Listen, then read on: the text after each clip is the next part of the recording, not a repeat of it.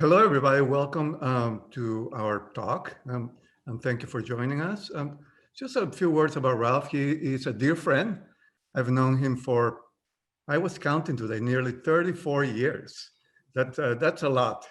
And we spent about 6 years together in grad school. And then we actually worked together for 8 years at the University of Notre Dame. Since then, we kind of went in different directions. He lost his mustache, and I lost my hair. So that's the bifurcation there. He's been at the IMF for 20 something years now, I believe, and he's done excellent work in the area of remittances and economic development. And also, he recently published a book on macroeconomic policies for fragile states. And in addition to being a great economist, Ralph is also a fantastic musician, great guitarist. You can see the guitars there in his background. And you can look him up on YouTube. His music is just off the charts. And he also makes the best hummus I've ever tasted. So that's a big plus there. Those are big words. He's going to talk to us about his path-breaking work on the value of nature for economic well-being. This is truly fantastic work. It really represents a change in the paradigm in that area of economics, the intersection of economics and the valuation of natural resources. His work has been cited by many, many outlets lately, among them the Financial Times, the Washington Post, and Time Magazine. And the list keeps going. So without further ado, here is Ralph Chami. Thank you. Thank you, Aaron. Thank you, Rafael. You're too kind. Now I have to deliver after all this billing. So pressure is on. Thank you. This is wonderful. Wonderful to be with you. I thought about how I want to approach tonight's presentation, and I'm going to try a new approach to the subject and see how it works with you. What I want to tell you is actually a story, and the story has a very happy ending. And then I'm going to start. I'm going to tell you what the ending is, and then I'm going to build it up for you. Okay, rather than to put you through.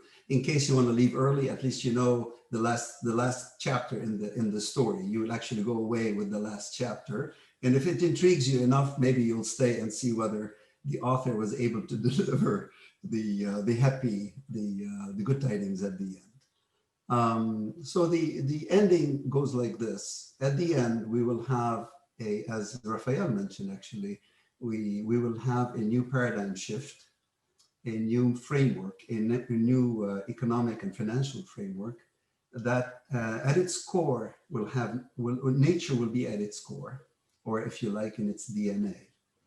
And I claim that this paradigm that I will build for you tonight will deliver what we all want, which is meaningful growth that is sustainable, that is inclusive, and that is, of course, is nature friendly. So it'll bring prosperity. Really, it's a win-win model for all. And when I say for all, not only for just humans, but also for nature. So in the world that I'm going to construct for you, there are no losers. Now let's see whether I can deliver that for you in the time that's I'm allocated. But before I start the story, I just want you to contrast that world that I want to build for you with where we are right now. Currently, where I am right now, cowered at home, talking to you through this screen. You are doing presumably the same. We're all hiding at home from what? From a virus that we can't even see, that presumably started in a local wet market that you and I would probably never visit, that has caused over 1 million and some people death, and in terms of economic losses, over 11 trillion, and loss to world growth of over 4%. And this is what the current paradigm has delivered to us. which I tend to believe that the current paradigm is bankrupt. So I want you to keep that in mind where we are right now, rather than me being with you in Chicago, talking to you face to face, and then having, as we did 2 years ago, having a very nice reception where we meet everyone and we shake hands and we look at each other, look where we are. This is what I claim is the current paradigm, economic paradigm that we have has delivered to us. Okay, and what I want to build for you is a better vision of what the paradigm could be, hopefully by within the 50 minutes that I have. So where does the story start? When you want to build an economic paradigm, you have to start with the facts. What is it? What is it that you know? What is it that you have? In the world that I'm going to build for you, I'm going to start with science. What does science tell us? And that's my first slide. So we start with science. Science tells us that the oceans are the lungs of the planet. Okay, and this is a well-known fact. People tend to forget that 4/5 of the planet is water. We only reside on 1/5 of that planet, and even within that 1/5, a much smaller square mile than the full 1/5. And in the ocean, there are these microscopic organisms called phytoplankton, and they do something really incredible. They absorb carbon dioxide, and in return, they give out oxygen. How much oxygen? Over 50% of all the oxygen that we breathe. So so every other breath that you and I take, you should be thanking the phytoplankton that you can't even see that resides in the oceans, floating in the oceans. So how much carbon dioxide do they absorb in order to give out that oxygen? The estimates differ, but roughly it's about 30 to 40% of all carbon dioxide out there. They kind of capture. And so to give you a kind of a figure that you can get your head around, phytoplankton capture as much carbon dioxide as 4 Amazon forests per year. So the phytoplankton, they capture, if you like numbers, 37 gigatons of carbon dioxide per year, and that's equivalent to 4 Amazon forests per year. Okay, that's what science tells us. What else does science tell us? Science also tells us, and that's what I discovered 4 years ago when I was in the Sea of Cortez with a bunch of scientists and whale experts studying the blue whale. They happen to know this, but I didn't know this. And the great whales are 8 to 9 species of great whales. Many of them, most of them are baleen whales. They don't have teeth. It turns out that these great whales, by the way, the greatest creature that ever lived is the blue whale. And if you want to see a creature that even larger than the largest dinosaur you ever known, you just have to go into, for example, Sea of Cortez, where I was, and watch a blue whale, which is about 100, 110, 120 foot long. And the volume is tremendous. And I was in a boat, 20-foot boat, watching this incredible creature feeding next to you, quietly minding its own business, and you're wondering, why doesn't she swallow us? Well, she's not interested really in us. We're no threat to her. And plus, she's content doing what she does. What does she do? She feeds on something very, very, very small called krill. Okay, so this the blue whale, the largest whale certainly, and the largest creature ever to be on this planet, feeds on something very, very small called the krill. And then the krill does something very interesting. It feeds on phytoplankton. And the phytoplankton, as I just told you, are part of the lungs of the planet, the major component of the lungs of the planet. So the whale feeds on the krill feeds on the phyto. Now, what does the phyto need in order to survive? It needs nitrogen, phosphorus, and iron. Now, where does the phyto get those nutrients? They get those nutrients from runoffs from rivers, movements of wind over land. But in many parts of the ocean where you don't have the rivers and you don't have the movements of the wind over, in the way you'd want it to, what scientists found out is that the phyto is very active where the whale seems to be very active. So when they looked at what the fecal plumes of the whales, presume you haven't had your dinner yet, so let's call it the poop. the whale poop, they discovered that the whale poop has in it phosphorus, nitrogen, and iron. And in Antarctica, the limiting factor is actually iron. And that seems to be abundant in the fecal plumes of the whales. So imagine what the whales are really doing. The whales know when the currents are moving and up and down. And so they come and they release their fecal plumes, fertilizing the phytoplankton. And therefore, more phytoplankton, that means there's more krill. And if there's more krill, there's more food for the whales. So the whales are fertilizing their own food, okay? And that's a virtuous cycle. Now, why do we care about this? Because it turns out that through this feeding, the whales accumulate on their body equivalent of 33 tons of carbon dioxide on average. Now, I had to do this exercise myself because when I asked this of the scientists, they don't think on average. They told me tissues and all this stuff, and I had to go through all their papers to figure out on average, a whale captures on its body 9 tons of carbon, and then you have to multiply by 11/3, and what you get is 33 tons of carbon dioxide. So the whale is also negatively buoyant. That means when it dies, it sinks to the bottom of the ocean. That's what you see here, where all of that carbon is sequestered for a very, very long time. So the whales on its body captures 33 tons of carbon dioxide. If you're thinking, what does that mean? Well, a tree captures 48 pounds of carbon dioxide per year. The whale is capturing equivalent to 1,500 trees, basically, in terms of carbon dioxide, just on its body.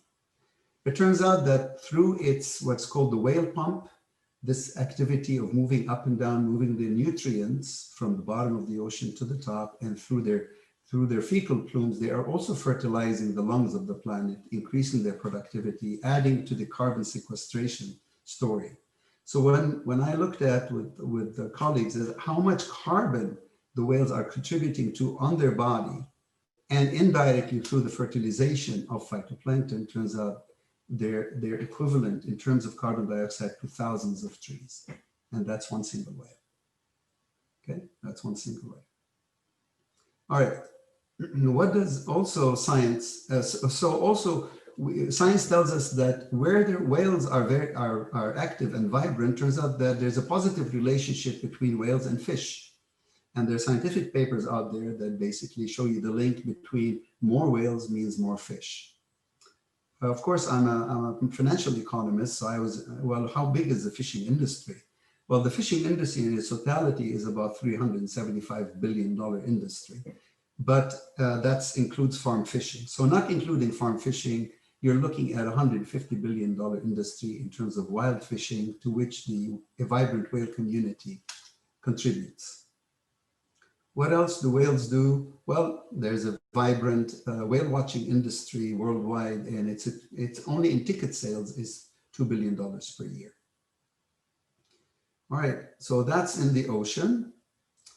And then what does science tells us? Well, it turns out that the cousins of the whales on land, here are the elephants, and that's work of Fabio Berzaghi from the Laboratory of Environment and Sciences in France, and colleagues. What they discovered is that these are elephants, not the savanna elephants that you and I go and visit in Kenya or South Africa. These are the elephants you actually don't get to see. These are in the jungles of Africa, in the rainforests, if you like.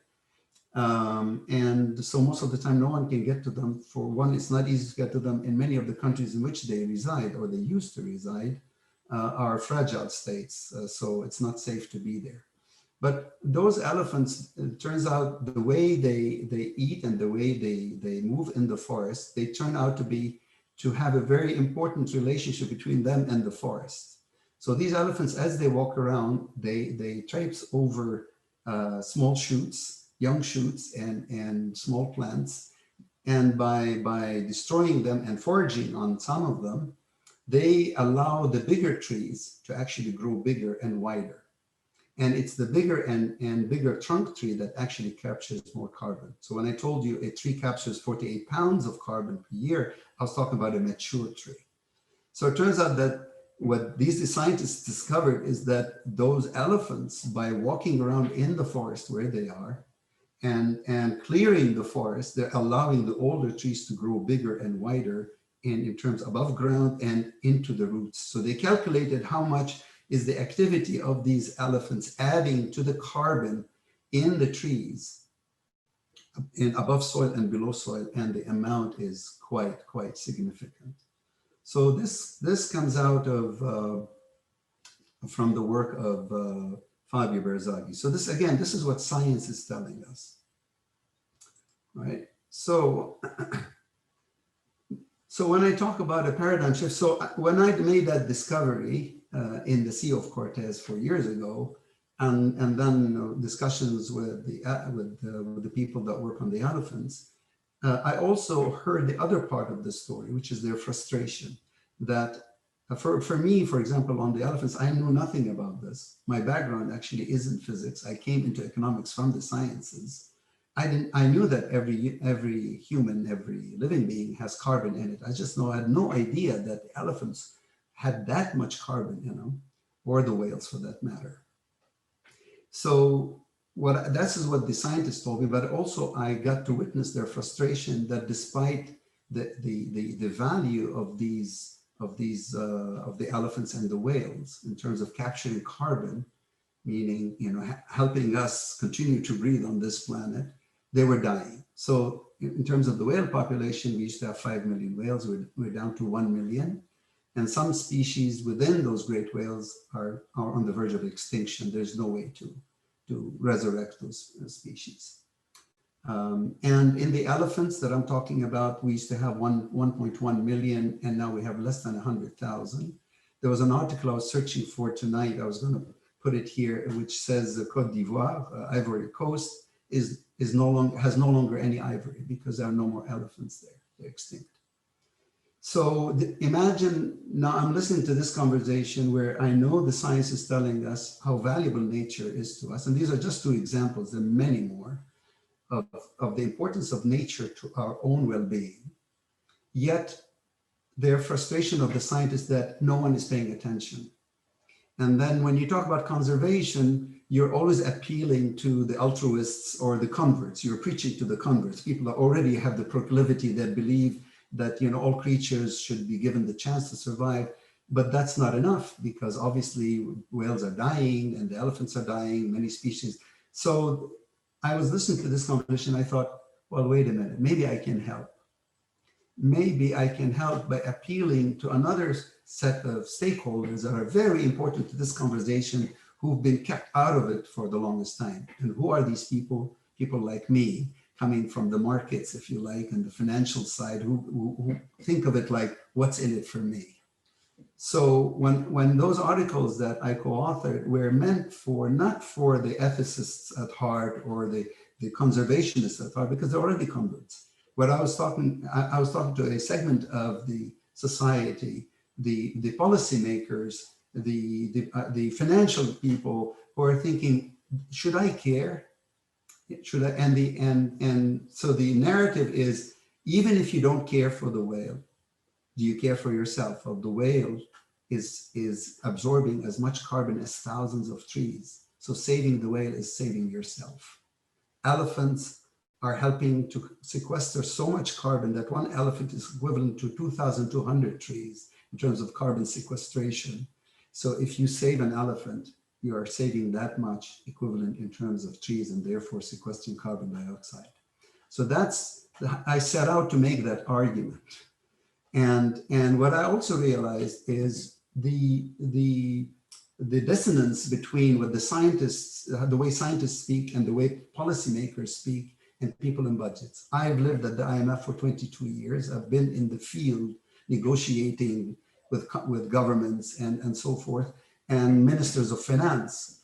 So what happens is when you approach policy people and you want to talk about conservation, the first thing they ask you is, you want me to save the trees? How much is this going to cost me?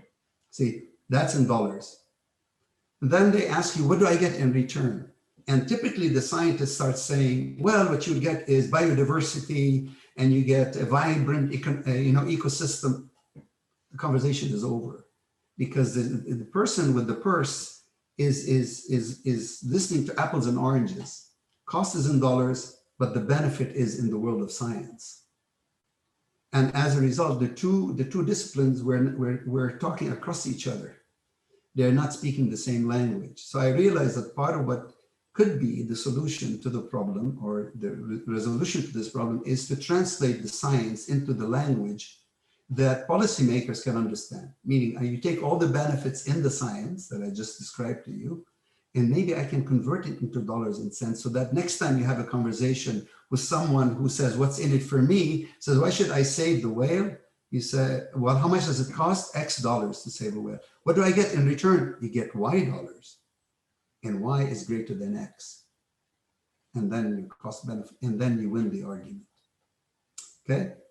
So in terms of, so that's why I call it a paradigm shift, because what I'm really talking about behind all of this is, up until now, the view of nature is an extractive view of nature. And what I mean by that is we only value things when they're dead. Imagine fish. A fish in the ocean has no value to us. The only time fish has value is when it's served to you on a plate in a 3-star, 4-star restaurant, $50, suddenly it has value. What is the value of a dead whale? Well, in Japan, it's 40,000, 80,000, depending if it's a fin whale, it's 3/4 of a blue whale, or it's a smaller whale, okay? But what is the value of a living whale? Up until our work, there was no value, zero. What's the value of an elephant? Zero. What's the value of a dead elephant? 40,000, because that's how much the tusks of an elephant fetch on the market, okay? So what's happening is, from an economics point of view, for those of us, the economists among us, how is it possible that you have something that has value, yet it has a price of zero? There's something missing in this conversation, right? Whales have value. They capture carbon. They enhance fisheries in the ocean, and you have a whale watching industry that is a multi-billion-dollar industry. So they're providing value, but their price is zero. So something is amiss. So I figured let's see whether we can change this conversation. So the current paradigm says, no, I only value the whale when it's dead. I only value the elephant when it's dead. Whereas when I start talking about the value of a living whale, I call it a paradigm shift, going from what we call an extractive view of nature, where you take things out, to actually a completely opposite view, which is called a regenerative nature, keeping things in. Ultimately, what I'm going to tell you in the last chapter of this story is that by keeping things in, we all grow richer and healthier at the same time. Okay. Now, for those of you interested in this discussion, COP25 the meeting was last year in Madrid, and there the presidency of COP25 was by Chile, and Chile did something very interesting. Up until Madrid of 2019, the view of the ocean was that the ocean is a victim of acidification and pollution. The Chileans, because they have one of the longest coasts in the world, they showed up and they said, wait a minute, but the oceans are the lungs of the planet. And if the ocean is capturing all that carbon, the ocean could be a factor in mitigating climate change. So what they did, they changed the narrative upside down from an ocean that is a victim to an ocean that is a key factor in fighting climate change.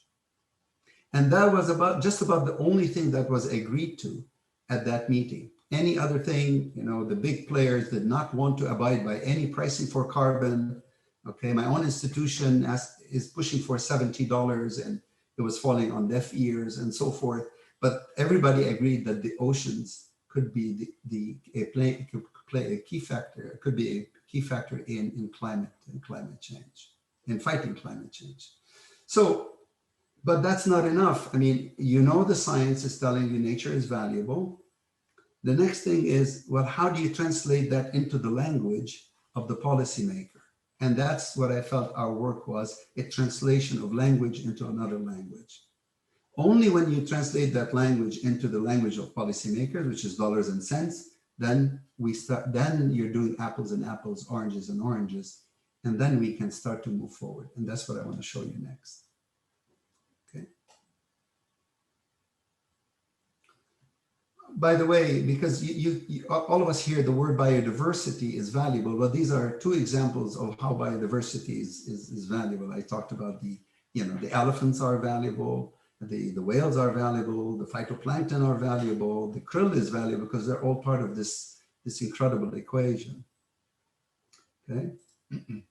So what we did, we wanted, again, the idea is to translate the science into the language of policymakers and financial markets. So I need to go from carbon and per tissue and all that stuff in the papers that I read into a number that we can get our minds around. So what we did, we looked at only the services for which markets already exist. And this is a key thing that I want to underscore. Okay, I am not looking at the value of a whale, of the intrinsic value of a whale, because I get this question all the time. Are you valuing the intrinsic value? Well, first of all, no one can do that. And because all creatures, big and small, are infinitely valuable in their own right, whether they do something for each other or not, that's life itself. What I'm looking at is the services that to humanity for which markets already exist, for which prices already exists. And that's very important for the valuation technique that we use. Meaning, in the case of the whale, we just looked at the three things that I could measure. There is a carbon for market.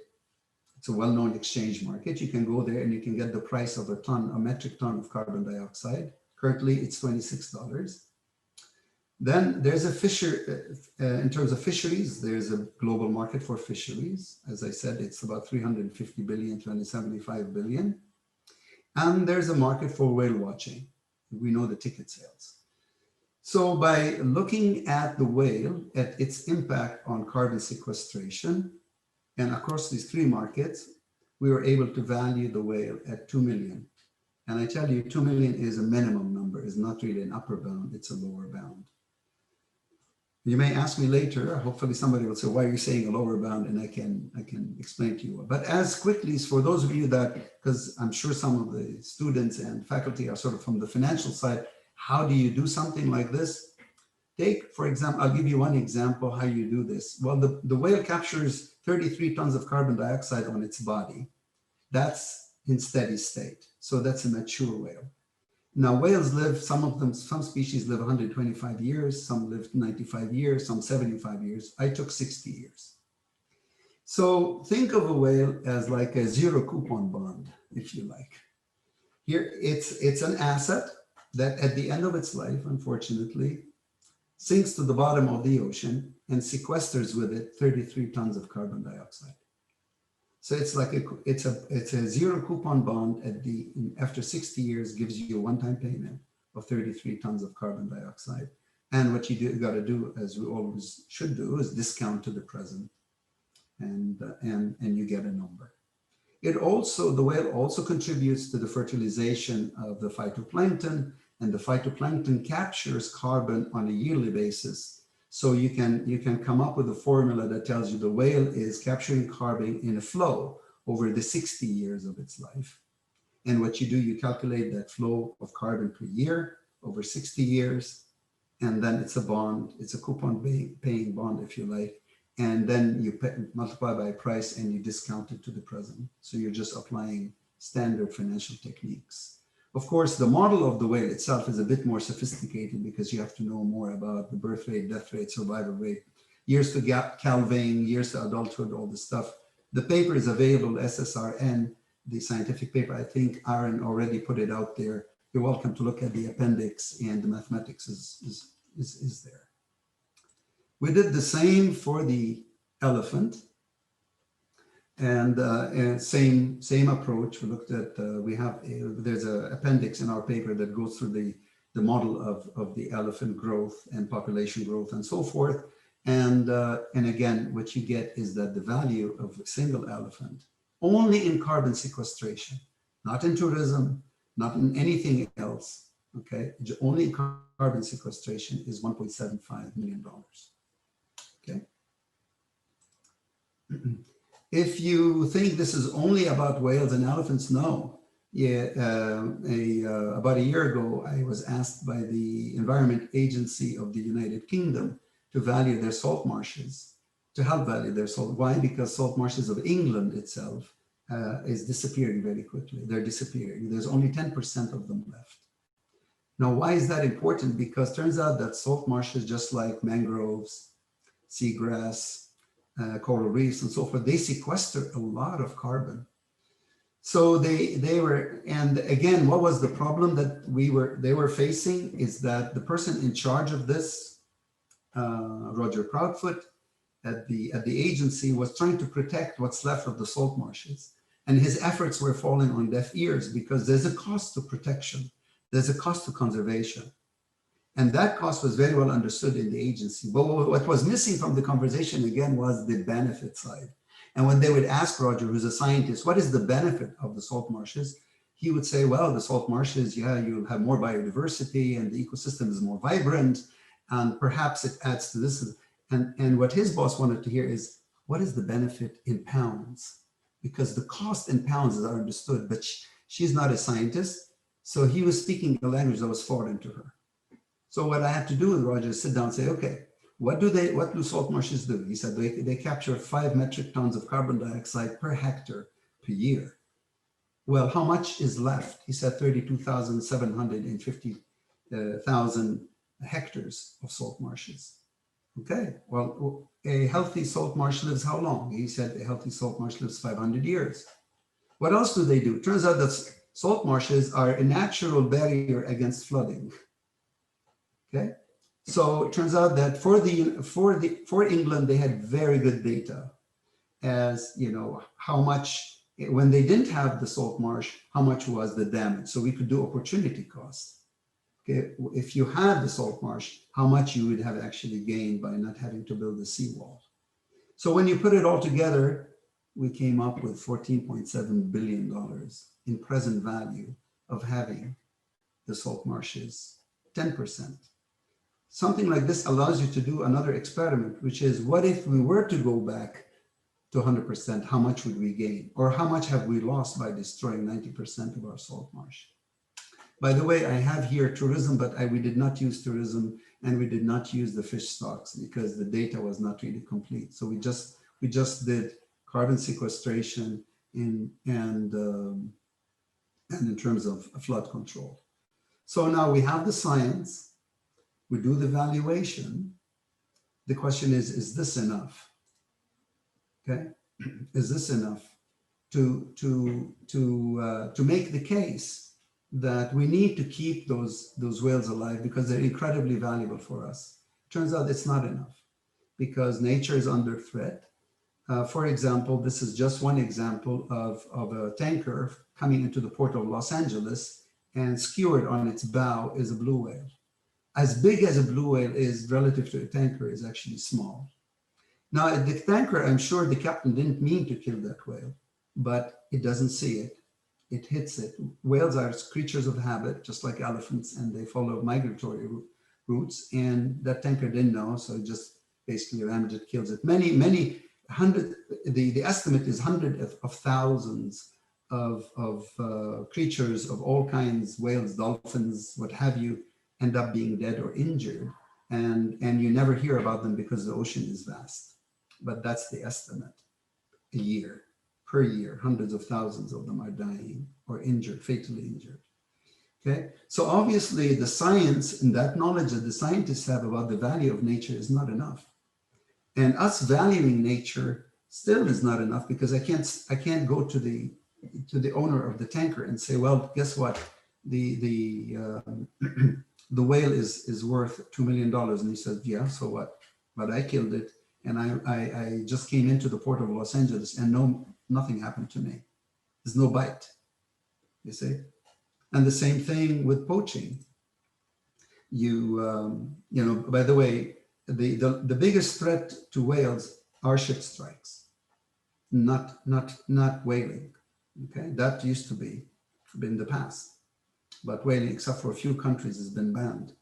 The biggest danger is ship strikes, followed by entanglements, plastics, acoustical pollution. I want to tell you something about whales. Maybe you don't know. Whales, before we had noise pollution in the oceans, used to communicate with each other across a whole ocean. Okay, they can't see because the ocean is dark, so they use acoustics. So when we do sonar testing and we blow up bombs in the water and so forth, we blow up their eardrums. And when they can't hear, they're completely lost. So many of them, you find them beaching themselves, and everybody's like, why are they beaching? Because they're actually lost. They can't hear and they can't see. And pushing them back into the water makes you feel good, but 95% of the time they don't survive, because once they are on land, their system inside is so heavy, it collapses. Their digestive system collapses completely. Okay, so when somebody tells you, oh, we caught a shark by mistake, we threw it back, the estimate is 98% of the time it dies. It does not survive the catch. Okay, that's the reality. All right, so with the poaching, despite that the elephant I just told you is valuable in terms of carbon sequestration, it's valuable in monetary terms. Poaching is alive and well. There's a very recent paper that looks at the value of poaching, value of ivory from poaching, and that value continues to go up despite the penalties. So the paradigm that we are following, the language, the narrative that is falling on deaf ears. By the way, the forest elephants themselves are on the verge of extinction. Okay, there are less than 100,000 of them left.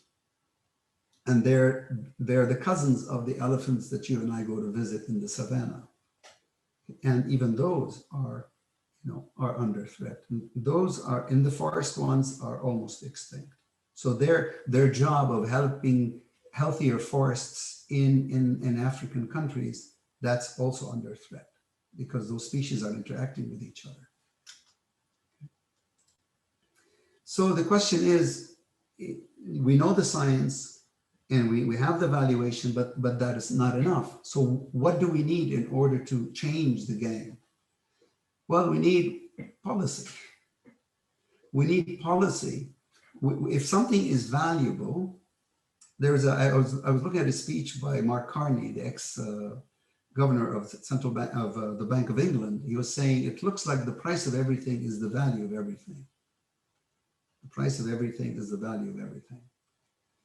In a market economy, if the price of something is zero, that means this value is zero. But how can that be? Here's an elephant is valuable to us. Here's a whale is valuable to us. Here's a salt marsh is valuable to us. How is it that the market is saying the price is zero? Something is not right. So when we came around and we said, no, there's a price, and the price of a whale is 2 million, is that enough to change minds? Well, the argument is that if you kill a whale, you get only 40,000 for it in meat, whereas a live whale that is thriving is worth at least 2 million. In services to humanity, not in its intrinsic value. And an elephant dead is worth 40,000 in tusks, but the poacher gets very little of it. Whereas a live elephant in the community where it is worth almost $2 million. So perhaps if we keep them alive, we can somehow benefit from it in a couple of ways. Very importantly, in terms of environmentally, we have a vibrant nature, we fight climate change, and perhaps we could also benefit from it monetarily. And that's the case that I'm trying to make here. Okay. Question is, what do we need in order to get there? Well, the first thing you need is if something has value, you have to declare it has value. In New Zealand, what they've done, they've conferred personhood on rivers. I don't know if you know this. Imagine a river now is viewed as a person, which means that river has rights and you have obligations towards that river. Meaning if you do harm to it, you go to jail and pay a fine too. As of a couple of months ago in New Zealand, they declared all animals are sentient beings. Sentient meaning they have feelings, they have a mind, they have a history. Okay. This is how you take something that and has value, and you start to put a legal framework around it. Next thing is you say, well, if let's take the elephants, for example. The elephants are valuable to us. So the government, let's say of Gabon, which has quite a number of these elephants left, could say the elephant is a national asset. If any harm were to come to it, the penalty is $1.75 million. Whether you meant it or by accident, because somebody they valued it, the scientists have looked at the carbon, only in carbon, it's worth 1.7 million, which means if you can also put tourism around it, it can be worth a lot more than that. You can do the same thing with the whales. Where they reside, the countries where the whales are resident whales, they could say, well, if you were to hit a whale by accident or by on purpose, you're going to pay a penalty, and the penalty is 2 million. Now, the penalty is not going to create a market. The penalty is going to be a form of commitment on the part of the government that we take this very seriously. If I may digress a little bit, the Pew Foundation are having a discussion with them. They're telling me about Palau, where Palau has declared 87% of its ocean an MPA, which is marine protected area. Okay, but they left about the rest, about 12% or so, for ships of some countries to come in and fish for tuna. So what's been happening? Before one more piece of information. The shark for Palau is very important for many reasons, including tourism. To the extent that it's been valued by some outfit that one shark is worth $1.5 million to $2 million for Palau, one shark. What's been happening is the ships that come to grab tuna, they look, and tuna is very, very valuable, dead, not alive, unfortunately.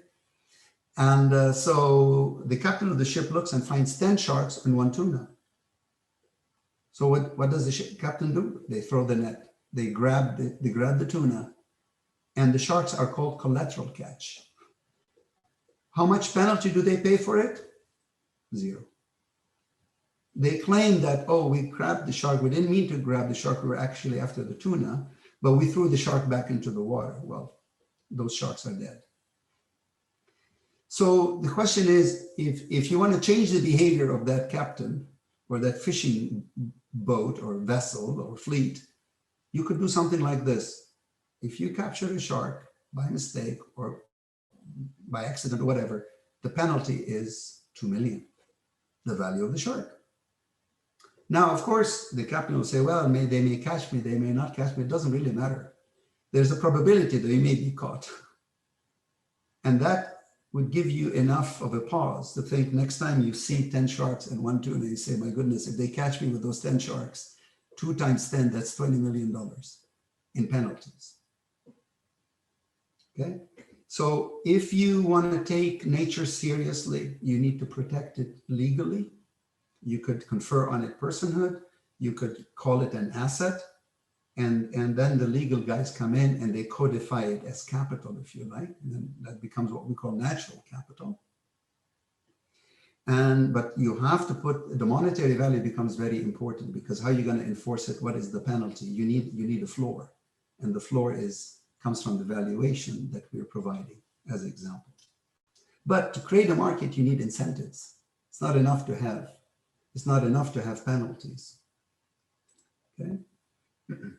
So what happens is when you build the legal construct around it and you have a valuation for it, what would happen? All kinds of things can happen, because we teach market economics, we teach financial incentives. What would happen is something like this. Insurance companies would come in, let's say into Palau, and say something like this, you know, to the fishing boat, I can insure you against the killing of a shark. We can calculate the hazard rate, we can calculate the probability of you capturing a shark, but we can insure you against it. In fact, Palau itself could sell insurance to the fishing vessel, saying if you were to capture a shark for a certain premium, will cover the cost of the shark for you. Of course, now, if you want to apply it for the whales, you could do something very similar. There's a very nice national project now in Chile called the Blue Boat Initiative. It's underway right now in Chile. What the Chileans are trying to do, they're trying to protect their ocean. Chile's coast has one of the most valuable blue whales in the world, the Chilean blue whale. And we help them value that blue whale at close to $4 million per whale. So what they're trying to do is the following. In the Gulf of Corcovado, where the tankers are moving quite a bit, they're worried about hitting those whales. You know, not only the blue whales, but they have many other species too. So what they're trying to do is put buoys in the water, and those buoys have these very sophisticated acoustics linked to satellite that can actually identify the type of species of whale in the water. Imagine that technology, it exists now. So the buoy in the water, in principle, can tell you what kind of whale is in the water. The satellite, with the help of the satellite, okay, can discern that information. Now imagine the third leg of this triangle is that information, if it's beamed to the ship, then the ship knows that next to it, there's a blue whale or there's a humpback or a fin whale, and can move either in space or over time to avoid hitting them. So you can imagine that an insurance company like Lloyd's or Zurich Insurance can come in and tell the tanker, I will insure you if you were to put that gadget on your ship. After all, that's why you and I have alarm systems in our cars. And that's why we get a deduction on our premium, right? Because that alarm system is not to protect us. It's to protect the investment of the insurance company. That's why they give us a break on when we install alarm system in our cars. So what I'm really describing to you is suddenly how the market can come in, such as insurance. And suddenly what you're really talking about is private sector coming in, partnering with the public sector to create markets. In this case, insurance market is just one example. I have many others, but about a living ocean, markets to protect the living, markets that invest in the living. Okay. So so when you do something like that, the government can get revenue from the insurance side of it, or the financial side of it, or all the services related to keeping the elephants and the whales alive.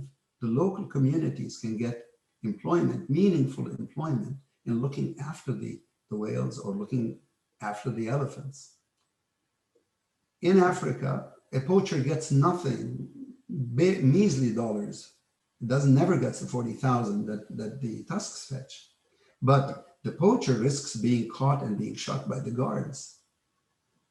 So what you really want to happen for conservation to really become sustainable, you really want the guard to say, you know what, I can shoot this elephant and get maybe $5, or I can keep it alive and it's worth 1.75 million, and perhaps I can get meaningful employment looking after it or involved in some kind of services around it. Because I don't think people grow up to be poachers. Poachers is the last how shall I say, last thing you want to do when it's between starvation and trying to make ends meet.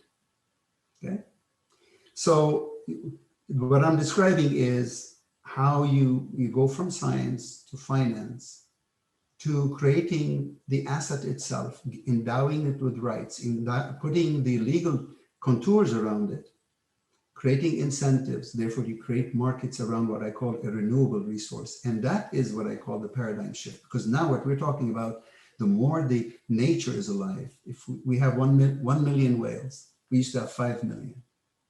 It will take us 150 years to come back, by the way, to anywhere close to what we used to have, right? It'll take us 30 years to even double the whales if we stop killing them right now, right? But by allowing the whales to regroup, by allowing the elephants to regroup, by allowing nature to take a breath, you rejuvenate nature, you are investing in something that is valuable, and therefore you are actually growing your wealth.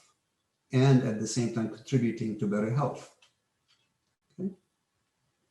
So what I thought I would do next is to just give you one example of something that a country can do, so that make things a bit more concrete. This is a highly stylized example. But the debt for nature swap is an instrument that was created in the 80s. Okay? And I'm just applying it here in the case of the elephants. So what is a debt for nature swap? A country owes money to some other country or some other entity, but the debtor country has elephants. It happens that the elephants each is worth $1.7 million. If you have 100 elephants, you're sitting on $175 million. Okay? I just gave an example. Suppose country A owes country B 200 million. So how would the debt for nature swap work? And in this case, debt for elephant swap work. Country A would tell the creditor, I can give you the rights to these 100 elephants. Let's say the swap has a duration of 30 years. In return, you reduce my debt to you either by the face value of it or some discounted value of it. Simply put, okay? So what does country A get out of this? Well, what it gets out of it directly is a fiscal space, because if it didn't have that swap, the country A would have to finance, the pay the financing cost of its debt.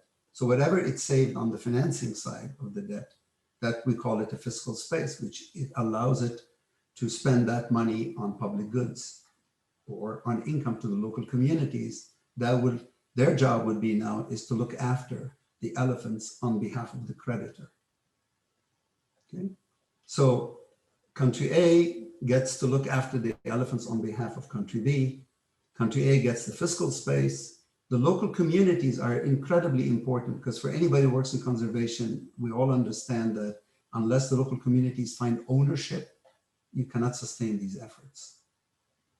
Okay, so what do local communities get? They get a steady income by looking after an asset that only increases in value.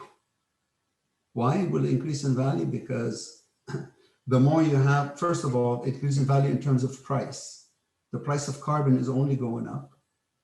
Why? Because the day of Armageddon is upon us.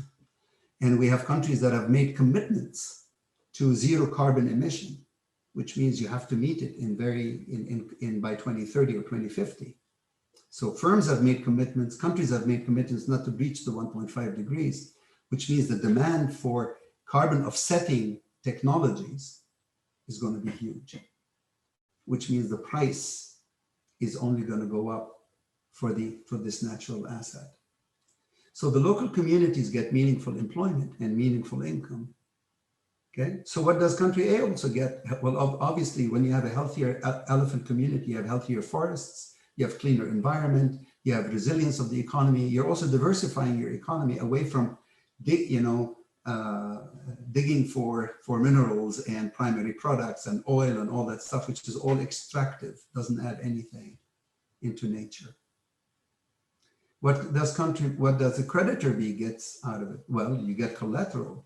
And that collateral is depending on the structure of the contract that you could be transferable, meaning you could also use it to generate more income for yourself during those 30 years. You also benefit from a cleaner environment because pollution is a public bad, right? And what we all get out of it is sustainable, inclusive economic growth that is actually nature friendly, right?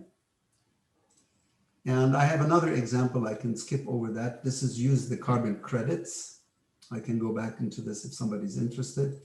But what I'd like to leave you with, that what I'm describing to you in this very short time, is what I call the win-win model. And it comes from an understanding that this virus, this little virus that we can't see, has shown us that nature is macrocritical. Okay, I think we made a terrible mistake in the 1500s or so, 1600s, when the Cartesian paradigm came around. The belief that man, sorry to use that word, man will tame nature. And I can cite you many pieces from Francis Bacon and others that basically said man will tame nature, and that we were endowed with a nature that is infinite, limitless, and has infinite number of commodities. That's exactly from his book, Francis. And I think in the Cartesian paradigm also, what it did, it gave supremacy to mind over the corporal body. And those two assumptions divorced humans from their natural world. Certainly, it led to the Industrial Revolution and gave us a few hundred years of what we thought was economic growth. And now we're paying the price for it. Because in that process where you assume nature is limitless and that we are separate from nature, we destroyed nature. And it turns out that you can't live in a house and treat it as external to yourself. Nature is our house. Imagine yourself in your house and you never take care of the roof, and you never take care of the upkeep of the house. But you always assume that the roof is gonna keep water from drifting in, and you always think that whenever you turn the faucet, you're gonna get clean water. It turns out that you also need to look after it. And that's what nature is telling us. With that, you need to partner with nature, whether it be blue or green. Only then, when the economic paradigm understands that and puts it in the DNA, then can we really talk about what I call a sustainable, inclusive, and nature-friendly economic growth that will produce growth and wealth for everyone. Okay, when I say everyone, I don't only mean humans, but nature grows with you, and with it, the natural world, which are the animals. Let me stop here. Okay, thank you. Thank you very much, Ralph. Everyone, virtual round of applause. Thank you so much. Well, let's open this up for questions then. Just as a reminder, if you have a question, raise your hand using the raise hand function, or feel free to chat me a question and I will extend it from there. Do you have any questions? Hopefully I didn't turn them all away. Oh no, there are some questions of the raise hand function. If you open your participants tab, you should be able to see some choices like applaud or thumbs up, but that's where you'd be able to find your raise your hand. But also feel free to chat me a question. Tegan, it seems like you have one and I can just relay it from there. Right, so should I go into chat or should I? If I'm you not very want good to, at technology, so. I'll help with you. I'll help once. Okay, thank you, thank you. Yeah, they're coming through, I'm sure. Brian Thompson has a question. Please. All right, thank you for that. It's very interesting, because I teach in the university and the econ department, but I also taught in the finance department. So thinking about this in terms of valuation is really interesting. When you think about the value, I guess, what do both sides know about the market in terms of, especially, I would assume that the people that are looking to enforce and create the policy probably know more about the supply of the natural resources, whales or elephants, versus maybe the people that might be getting enforced against probably don't know as much, and they don't really have as much information, whether they're trying to understand how much of a crime it might be. I guess, how much information do we really know to get a valuation on the supply versus, I guess, the potential enforcement? Very nice question. How much did we know about CDOs before we invested in them? Not much. I guess it depends on who you talk to. All we needed is JP Morgan and the big guys to peddle it for us. And suddenly everybody was like, man, this is the greatest thing, because I taught finance too. And CDO squared, and we ran for it, and hardly anybody understood anything about it. But it had a value, it had a price, so it must be valuable. Whereas what I'm trying to tell you here is nature is in front of you and it's telling you, I am valuable. How could you price me at zero? So part of this quest is you're right, is telling people, do you know this? This is what I find myself. I've been, I feel like I've been doing this forever. I only published this about a year ago.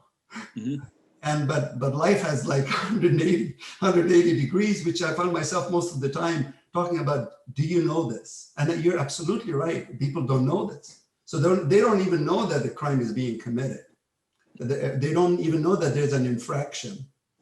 But the question is once you know, what are you going to do about it? Mhm. And that's one. Two is, you're absolutely right. If we can take Coase's theorem also, I mean, it's an application of Coase's theorem, if you like.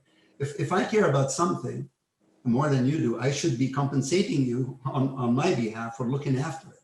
That's another way of how you can approach this too.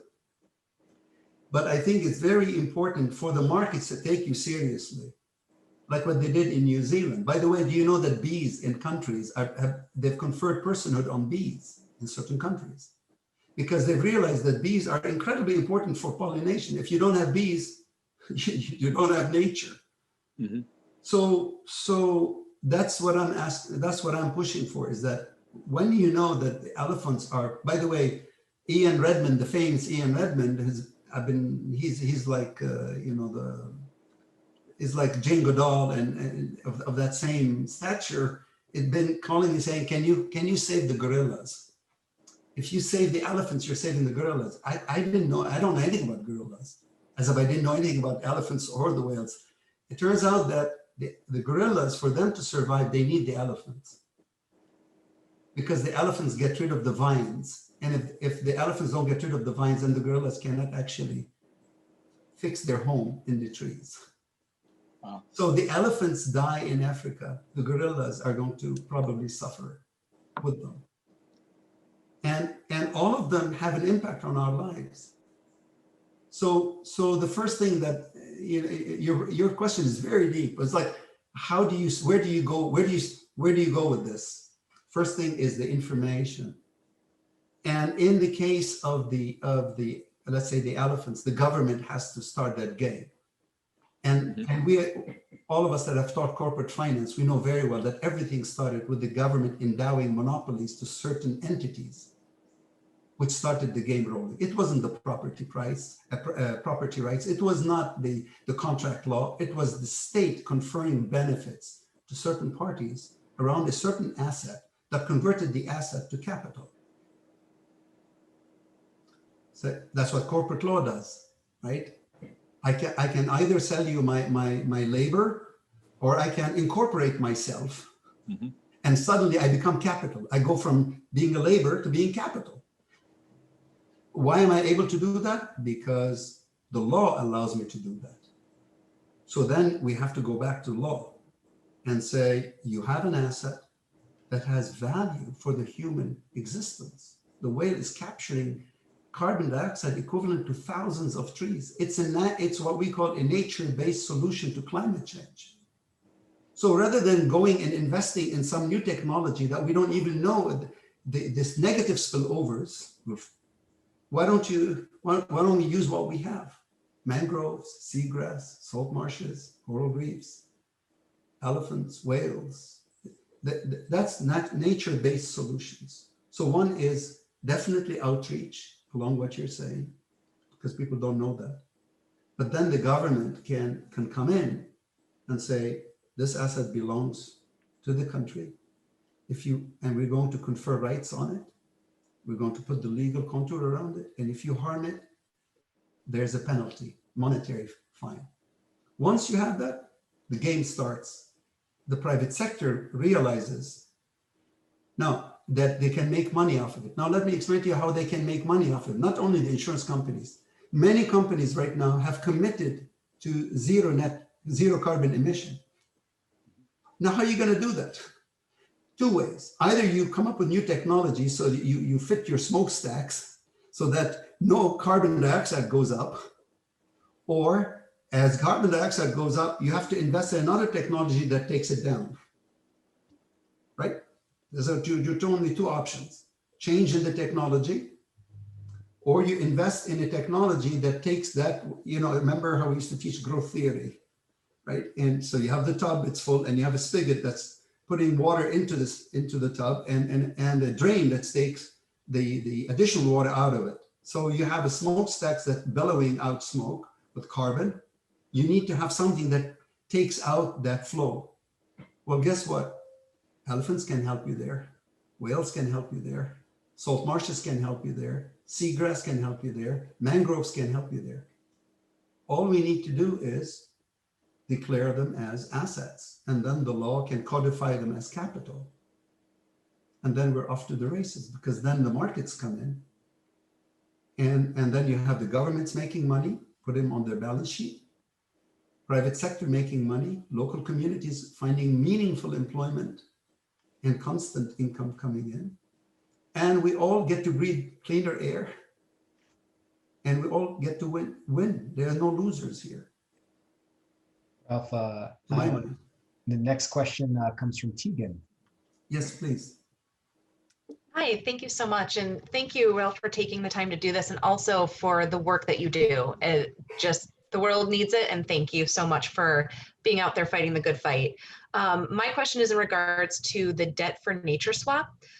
In that scenario, what are the risks of turning natural wildlife into tradable collateral? And what are the recommended protections for the natural capital? Very nice. I've been asked this question in a different form, if I may. It's a very important, meaning when you put a price on nature, we all feel uncomfortable about it. My son is 21 years old. And when he found out originally I was working on the whales, he's vegan by conviction. He was harassing me on a daily basis. He would come in and tell me, you have no right to put a value on a whale, okay? And I had to explain to him the following. I said, should I tell the IMF, I work for the IMF, not to pay me because they have not valued my intrinsic value, right? I mean, the IMF pays me a salary. That salary is based on what? Not based on me being a great father or a husband or a citizen, right? They're paying me my wages for a value that I deliver to them. So, and somehow I accept that. I never complain to the IMF that unless you pay me my intrinsic value, I don't want to be paid. But yet, that's what we're saying about the elephant and the whale and everybody else. When people tell me, aren't you worried about the valuation because you're not valuing the intrinsic value? I said, no, but right now they get nothing. I'm saying, why don't we pay them for the value of the services? Of course, you're not going to pay the whale, you're going to pay the entity that's going to look after the whale on its behalf. Does that make sense? It does. I guess more of my question was like, if country A starts exploiting the rights to the natural asset that they've just kind of paid for, how can country B protect that, or how can we continue to protect that? Is there like litigation or is there anything that, recourse? Very good. Keep in mind that the value of this asset, the asset derives value from it being healthy, from it being vibrant. See, this is the extractive view of nature is the one that you should worry about.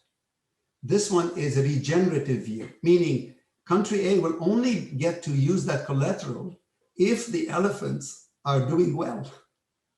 So the incentive of both parties is to look after the elephants. One is because I need the swap because I'm indebted to you. You want to use that collateral to financialize it, but it's only valuable if I'm looking after it very well. It's the other model that you're worried about, which is the one that exists right now, where it's an extractive view, which is a one-shot deal. And when life is a one-shot deal, we all taught IO. Rafael used to teach it. He was very famous for it, right? I learned from him that when you do this in repeated times, you get cooperative solution. If it's a one-time shot, then you don't really care. Right now, the existing paradigm that we have, it has an extractive view of nature. I extract, right? I go into Ecuador and I extract, and I could care less what happens to the rest of nature, that I destroy the forests and the land, and because I'm out, I'm done, I grabbed. Whereas this one is completely different. This is, it's having like a bond, like a console. It's paying you in perpetuity. And in fact, I dare say that its value will increase over time, not diminish. So if I would invite you all to invest early, because the price of carbon, if my own institution is saying the price of carbon should be 75 or 70, the most recent work on carbon is talking about markets for carbon of $200 to $300, even $1,000 per tonnage. Why? It's very easy, because we all made commitments by 2030, 2050, right? We have to get, zero carbon emission, and we cannot breach the 1.5, which means the upper bound, and you're coming against it, which means it's going to drive the price to increase much faster than anything else. Ralph, the next question comes from Raphael. Hi, I'm going to put your employer on the hot seat here, so brace. For a lot of these social problems involving public goods and externalities, if we even teach this to our students, we have the dilemma of governments versus markets, right? I think you were very, very clear in stating that this is not an either or. They have to work together, right? Because for markets to work well, you need the property rights, you need the institutions, right? Now, for some of the countries that would be some of the main actors here, these are very poor countries that don't have good institutions. Yes. Right? That's the unfortunate reality, right? I mean, I know that citing New Zealand as an example resonates with everybody, but New Zealand is a very civilized country, right? New Zealand has excellent institutions, and the government, the markets work together. They work beautifully, right? Now, so when we try to extrapolate that, and we talk about these other countries that may not be as forward-thinking or progressive as New Zealand, right? What would be the approach? Is there a role for like a mediator, like maybe international institutions like the IMF or the World Bank or USAID, right? So we need to create a framework for these countries to actually invest themselves more into viewing the situation differently and switching to this new paradigm. So I would invite you to go to the Paulson Institute website, click on events. The most recent event where my boss, the boss of the IMF, Ms. Kristalina Georgieva, was on a panel with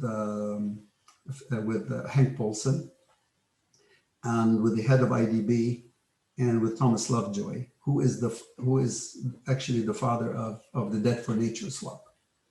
And I would invite you to listen to her in her own words, how she views the role of the IMF in helping countries exactly do what you, Raphael, are worried about. With the idea that maybe there is a way that for these indebted poor countries that have this nature, they don't even know how valuable their nature is. Maybe this instrument of Debt for Nature swap could actually bring the two together. You reduce their debt. That's in her own words. Okay, I invite you to look at how she's looking at it. This is what I call, if you like, nouveau IMF thinking in that, because we're a traditional macro institution and we're moving into this, but this is really out there. She's advocating, the idea of looking at Debt for Nature swap and helping countries value their natural capital to put them on their balance sheet. After all, what is the definition of capital, right? I mean, there's physical capital, there's financial capital, there's human capital, and there's natural capital. So in the words of my own boss, she's talking about the role of natural capital in being on the balance sheet of countries. So even IFIs could play, exactly as you're saying, could play a catalyst role. I could imagine playing a catalyst role in bringing, creditors that maybe the creditors are more informed about nature than some of the poorer countries. And you structure the debt for nature swap, taking into consideration exactly what you're saying, which is the level of presence of institutions or lack thereof to protect the nature.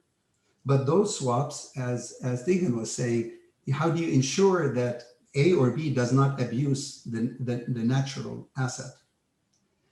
I would claim that if the Debt for Nature swap is about rejuvenation of nature, it's by its own DNA. You're looking after nature, because the more nature recuperates, the richer you are. And the collateral is more viable and more valuable for you. You see, it's a completely different paradigm. But you're right, IFIs could play that role. My understanding is that the World Bank is also involved in looking at, they have a program, I think, on the blue economy. I know that they have something with Chile, I don't know exactly. If you could look at the IFC just issued a report called Finance for Biodiversity. And all of these discussions are on the table now. All of these discussions. So I would invite all of you to get into this, because the world is this suddenly, I mean, if you asked me this a few years ago, when I first started, it wasn't really there. There were voices, but now like there's a cacophony of voices coming in and saying, we got to do something, and we got to do something quickly, because the current paradigm is bankrupt. Now, let me pick on something that you just said. I'm guilty of it myself, because I was like you, raised in neoclassical economics and general equilibrium theory and all that stuff. We treated nature as an externality. That's not an externality. It's a missing market. We remember, all of us that taught economics, we used to talk about there's no free disposal. Remember, no free disposal. The Bruce world does not allow free disposal, meaning if something has value, it better have a positive price. But guess what? Elephants have value, but they have a zero price. Whales have value and have a zero price. How can that be?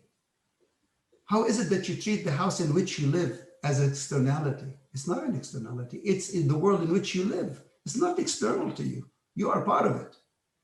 And that's the fallacy in our own training, I'm sorry to say. Okay, at least to my own view, in my own thinking, I've been rethinking all of that paradigm. I think it's not an externality. And because when it's an externality, we're thinking about Pigouvian taxes and subsidies. But I think if you follow the price to fixed behavior, my own calculations and colleagues and others, is the price of carbon is going to be in the thousands. We can't even agree on a price of carbon of $10, which tells you to change somebody's behavior, you got to charge them $1,000 per tonnage of carbon dioxide. That's a non-starter. And which tells you that the price system is not going to help you, because it's not an externality. I dare say it's a missing market. And that's why I talk about a paradigm shift. Ralph, the next, Yes. sorry. We got about 3 minutes left in our scheduled time, but we have four more questions if you're okay to take a couple more. I'm happy to stay as long as there's interest. Wonderful. So the next question actually comes from Nicole Edelman. And you might have touched on this a little bit more, but she has a pretty specific question, and it's in the chat, and I'll just read it out to you right now. Is there a way to devalue ivory in the free market? Seriously, who wants to walk around bragging about putting money into this poaching supply chain? I'm thinking about the decline of the fur market. It's become unfashionable to walk around with a dead mink coat. So how can we make progress on ivory? So it's a very nice question. I'm not an expert on the ivory market, but all I can tell you that I'm happy to share with her the latest scientific paper showing that the value of ivory has actually gone up, not down. So despite the attitude of us, if you like, in the sort of richer countries, perhaps the attitudes in other parts of the world hasn't really changed that much. Attitudes do change over time. And look at smoking, I remember when everybody smoked, and now when people are smoking outside the building, people look at them as if they're alien creatures. So things do change over time, and as a result, some things get devalued. But if you allow me, the one way we have Ian Redmond among us. This is the gentleman that knows more about elephants than anyone else, and gorillas and so forth. So I better be careful what I say.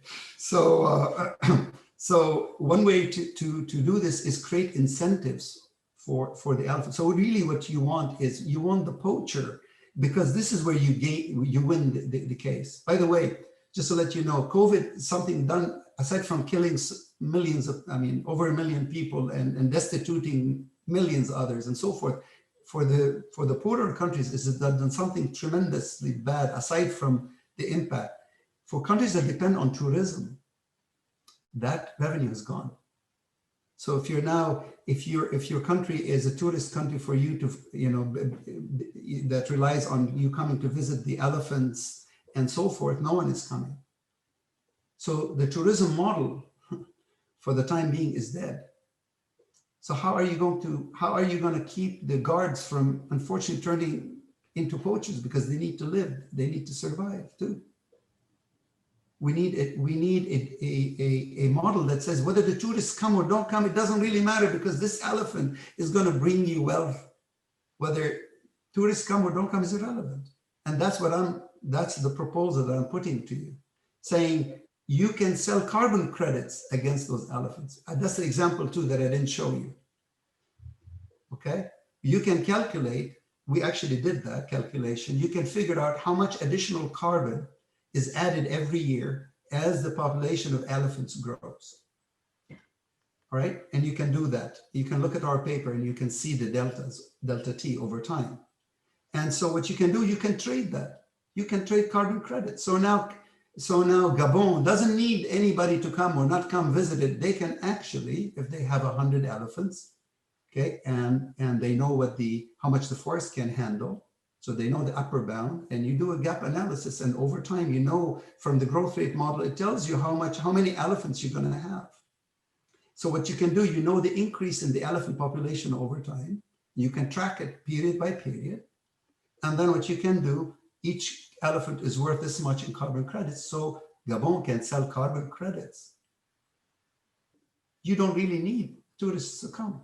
So you change the model completely. Why? Because what Gabon, you're really saying is Gabon is rich. It just didn't know that it was rich. You could do the same thing with countries that have richness in the ocean. They look and they find, what do they find?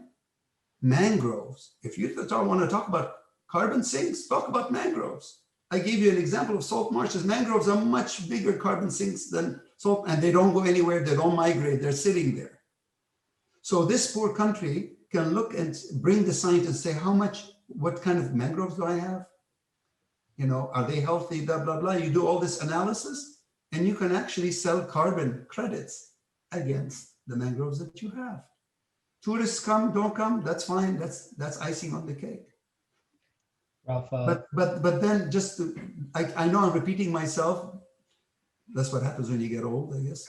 But but the beauty of it is you benefit from a healthy mangrove. Please keep that in mind. If you remember anything, this is regenerative economics. The healthier is your ocean, the more money you make. But the healthier the ocean, the healthier you are, because it captures more carbon. So I'm really talking about a win-win. It's like discovering, by the way, this is not about divvying a pie among us, which means I get more, you get less. This is about a new pie that's been sitting there and all of us dipping into it and saying, oh my goodness, this is manna from heaven. And now let's see how we're going to divvy it up among us. But it's new, and anything new that is positive is going to make us better off. And in our world too, and all creatures, big and small. Well, Ralph, the next question comes from Rich Mullen. Oh, thanks, Aaron. Ralph, absolutely loved the paper, just loved it. I particularly like the start of the paper where you talked about the bookends of credibility and relatability in communicating this sort of thing, these concepts. It was terrific. A lot of this is, I'm asking a question about the policy discussions that you have around these ideas. Policy people, generally when there's a cost involved of doing something, they need to see some immediate damage, and given the nature of temporal discounting and such, you use the cap and trade market to value that carbon. Well, I believe that was born out of just pollution, and all of a sudden policy came in as a reaction how is this, there isn't such a thing right now because, the idea of climate change seems so theoretical right now to many, not to me, but to many. I'm just curious, how do you overcome that? Because you have a convert here, and you did before I even read the paper. But I'm not a policy person making decisions that will cost real money for conservation that will happen in the long term. So how does that work? Okay. So let's talk about what's happening right now on the ground. Let's see if I can answer this question. Now, please let me know if I didn't. Okay. You have commitments by countries regarding carbon emission. There's a new task force, by the way, a global task force. I was trying to remember the acronym and I couldn't even remember that. It's like Task Force for Disclosure of Financial Disclosure. And it includes Bloomberg and Apple and all the big players pushing the SEC to force companies to reveal their carbon footprint. Okay, it's happening simultaneously. You have governments that are pushing towards net zero carbon emission. You have a push towards forcing companies to reveal their carbon footprint. You have commitments from companies to zero net emission. And whether you believe in climate change or not, you have these facts happening, converging in some parts of the world, maybe not here in the US, maybe among certain circles, not, and so forth. But there are commitments being made, which means when you make a commitment, there's a convergence to some ceiling of some sort. And the question becomes, how are you going to meet those? You can use the price mechanism, but you can also use what we call structural reforms or changes in the behavior. So you can look at, you can say, well, Ralph, is this about climate change? Actually, the paradigm that I'm peddling is beyond climate change. It's saying, how do you want to live your life tomorrow? I mean, look at us. We're counting in our homes, can't even see each other because of a thing you can't even see. If that is not proof positive of the power of nature to tame us, I don't know what we're waiting for. And if COVID is not enough for us to learn, this next time it's going to be even worse. You see, and because nature keeps ratcheting up, saying you didn't hear me the first time. So here's another one at you. And nature has infinite number of instruments with which to tame us. We have none. In fact, the day that we tame nature is the day we cease to exist. It's just like, it's not shooting yourself in the foot, it's committing suicide. So in my mind, I was not an environmentalist when I got into this. I got into it because I could see that whales are grabbing carbon dioxide from the atmosphere in amounts that dwarf what trees do. And no one knew about it. And at the same time, whales were dying. I'm thinking, wait a minute, here's an asset, because I'm a financial economist, here's an asset that has value. How can it have a price of zero? I started there. Okay, so you can try this work. And by the way, those articles, both the whales and the elephants, were written for our people, or my people. I call them the what's in it for me. I'm saying, even if you don't care for the beauty of the whale, do you care for yourself? Yes. Well, the whale is cleaning the environment for you. Shouldn't you keep it alive from purely selfish perspective? That's the argument I'm making. So I'm not appealing necessarily to the environmentalists because they're already the converts. The ethicists are already the converts. The altruists are already the converts. I'm appealing to those people that tell me, why should I care? Up until this work and other work like it came around, imagine how conservation was. Conservation is to appeal to people's better nature. That's why all the conservationists running around trying to drum up, funding, because they need to find the bleeding hearts to hit them on, in a cocktail when they're like off, they feel they're smiling. Okay, now it's time to hit them for money. Whereas the model that I am presenting to you, that I'm sharing with you, I'm saying you don't really need to do that. You're going to say to them is saving nature, saving yourself. Proof positive is the fact that despite all your riches, you're hiding at home, wearing a mask every time you venture outside, if you do venture outside. So certainly you want to aspire to a better tomorrow. And this paradigm will deliver a better tomorrow, and you will make more money. I'm not saying anyone is going to lose money here. You know, I'm not supposed to talk about corruption, by the way. Even the corrupt will make more money, because the asset on which they're going to peddle their corruption, the asset's going to grow over time. It's just that you brought even the corrupt to look after the asset on behalf of humanity and behalf of themselves. It's a win-win. It's hard to imagine, but it's actually real. But yet, it's easier for me to sell you a CDO squared, no? If I can kind of add on to this line of thought as like a realization, in a way, this is the selling of this to the choir. It's kind of like they've already invested in the future, even though they don't know how to value the future. In a way, you're kind of giving us a benchmark to judge what that future looks like, right? So we're dealing with how we're going to have an impossible job defining our individual discount rates. But now that you have a number that you've put out to the future, doesn't matter what my individual discount rate is, now I can make a better, more succinct decision. Is that very nicely put? By the way, ever since I published this, the amount of email I've gotten from investors, I was invited to Davos. When I was presenting in Davos, VCs were after me. They wanted to buy from us the program. They thought it was about the financing. I was like, no, these are simple finance techniques. The value is not in the program. The value is in the government conferring the property rights. It's in the code. And anybody who taught corporate finance, which I did, you learn the history of corporate finance is all of the riches started from monopolies that the government offered.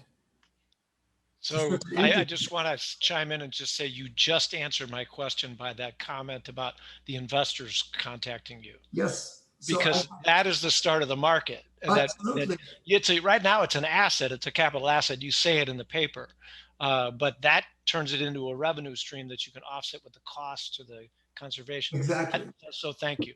And it's coming because there are billions of dollars of companies wanting to get into the environment, but they are unsure of what's being offered. I mean, I know the indices out there and I've studied them. I'm not impressed because there's a lot of hand waving, and I know the investment banks that are selling them, peddling them, there's a lot of hand waving, because when you really dig and say, what is the environmental aspect of this? They'll tell you, well, it's about treating the employees well and being socially responsible. And I'm thinking, no. What are you doing for the environment?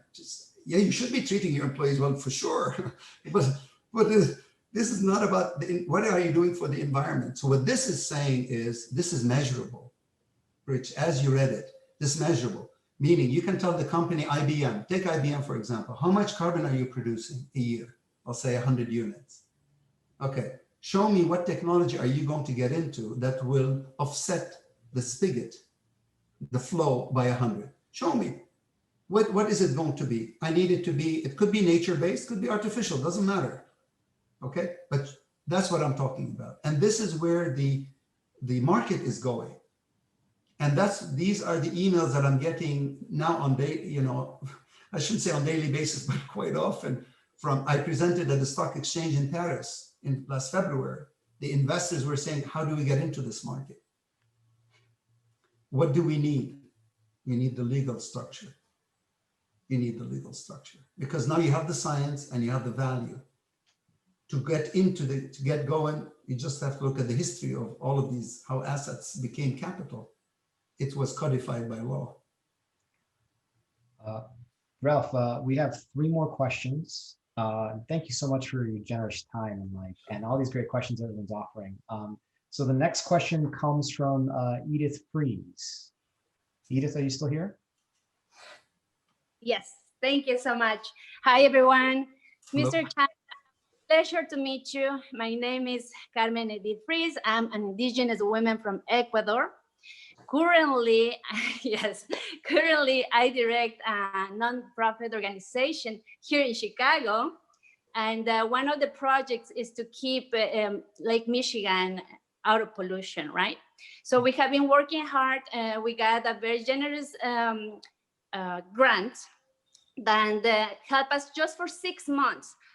And I wish I have knew you before, because I have a new species for you to be converted into an asset, plovers.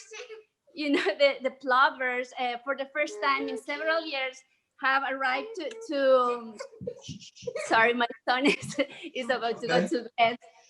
So plovers have arrived to Montrose Beach, and for the first time in years, they were able to succeed and be out of danger. So how can I, my son, say hi?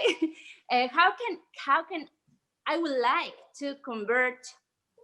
It is hard for me to say that, to put value to nature, and I don't understand why just right now everybody has. Well, they're getting excited about the subject. Yes.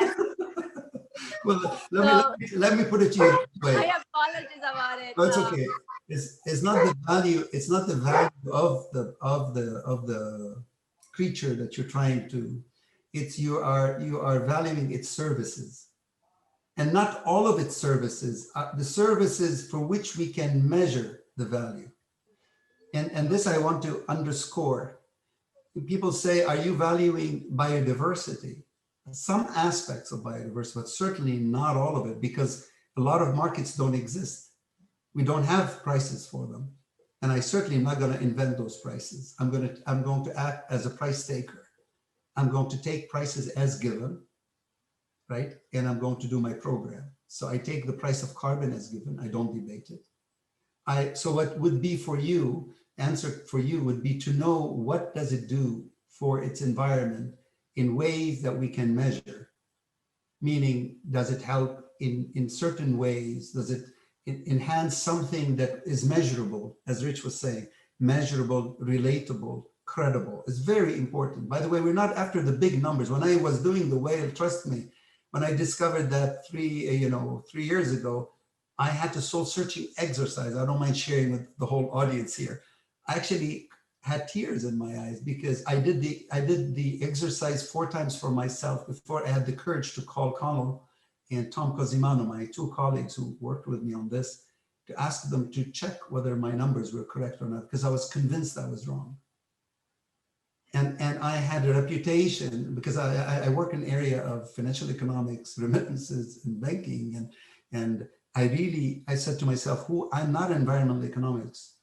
If I make a mistake, this will live in infamy for the rest of my days. So the numbers, it's not so much the number, is basically paying this creature some remuneration for the services that it's providing us. That's all. Just like you and I get paid for the services we provide. So the answer to your question, not knowing the biology, not knowing, is what you need to know. And we can take this offline, you and I. Yes. You can get my email from Aaron. You're more than welcome to write to me. And I will ask you the question, which is, what does this creature do in terms of things that we know how to measure? For which. So I did some research. So I do have some data that I have been collected, because the money that I got from this grant, I utilized that and allocated to do the research. However, so you are like the perfect puzzle to use this data and help me to see how I can convert this. And it hurts me to say that, as an indigenous woman, to put pressure to nature is really hurtful, like your son. However, because I have seen how we humans and other factors can make to nature atrocities and change the environment, I'm willing to learn the spirit of the economic system. This is just the language. Western, correct. This is just the language. It's not the price itself. It's a language to engage. We live in market economics. Unfortunately, if your price is zero, you have no voice. This is what it is, right? You may be intrinsically valuable, but if the market says your price is zero, suddenly you have no voice, you have nothing, you have no rights, you have no voice. So we need to get that voice, and the voice translates into a positive price, and suddenly you Yes. have a voice, and then Yes. it can be heard. Then we can make a case. So it's all about just translation of the value, some of the value of this asset, some. Tiny. One more question, Mr. Chami. One more question. Oh, I'm please. sure you're aware of these. The whales immigrate to the Pacific Ocean in Ecuador, in Manabí to be specific. I went over there to, around 2013. They go to mate, and they have baby whales. So I want to know if you already know a price for the baby whales in that specific region, and how can we help Ecuador laws to ensure and help the waters, because the waters are full of pollution. So that was one of my concerns. So I would like to know The if you have. answer for you is the whale model that we have. It's a well understood model, which looks at birth rate, death rate, survival rate, years to calving, survival of the calf. It's all in the mathematics. So when we give a value of the whale, we've factored all of these things in. Okay, so we take into consideration all of these. It's a well-known model, population growth model that is being used. I invite you to look at the paper if you have the time. Now, on the whales itself, when you have, let's say your country shares the whales with another country, you could also create what is called a kind of a sharing, a value sharing arrangement, right? Let's say I have an apartment in Florida, and for only 3 months of the year. So for 3 months, I enjoy the value of that apartment, right? That's time sharing arrangements. You could think of something similar like this, where countries that share, where whales migrate between the two countries, they can come up with, the first thing is to realize that them alive are better than them dead, because both countries will benefit. The next thing is, let's work out an agreement. And the scientists now, through the satellite, they know exactly how much time they spend in each country. Okay, so you can estimate, well, if 90% of the time is in my waters, then I get 90% of the value. Time sharing arrangement, if you like. There are many ways you can work this out, but the important thing is that you realize that a vibrant whale population is incredibly valuable for you. That's one. Two, your country happens to have not only the whales, you have the Galapagos, you have the Amazon, you have, I mean, talk about a country that can benefit from valuing its natural capital. Your country is the natural case, among others, of how this system would actually help your country move from a paradigm where you extract things, where companies will approach you to dig for gold and copper and destroy the forest, to you being able to at least respond to them by saying, the value of my forest is far more than whatever I'm going to get for you as a one-time payment from copper or gold, because this forest will live forever. I will benefit from it. All the future generations will benefit from it. Monetarily, better environment. And we're looking for the forest on behalf of humanity. So it's a win-win. And so the valuing of your forest, for example, I'm just using it as an example, would help you negotiate a better deal, even if you wanted to go with mining, that at least you force the mining company to internalize the cost, the true cost of them destroying the forest at the minimum. And hopefully you would avoid them cutting the forest. Why would you destroy something that gives you benefit when it's alive? Okay. Ian Redmond shared some links as well for the legal frameworks. I'm learning a lot from So you. much, Mr. Chami. Thank you so much. You have You're the welcome. spirit in you, and in addition, you have the spirit of the Western economics world too. Thank you. I appreciate your help. You're welcome. We have 2 more questions.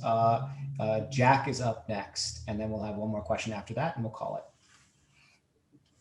Great. Thanks, Aaron. Hi, Dr. Chami.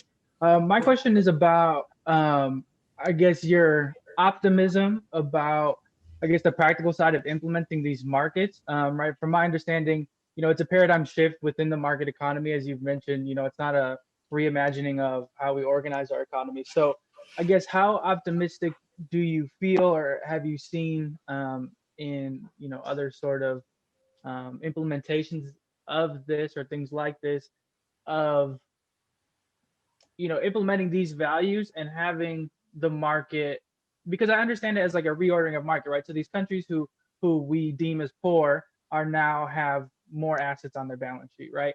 Yes. But I guess how optimistic are you that these markets really will reorder and it won't end up being like a lot of markets that we have seen before, that have sought to do the same thing of reordering and helping out poor countries, Well, and have really just sort of led to top level growth Right. in the international sense. so what is really different then? You ask me what is really different now than a few years ago.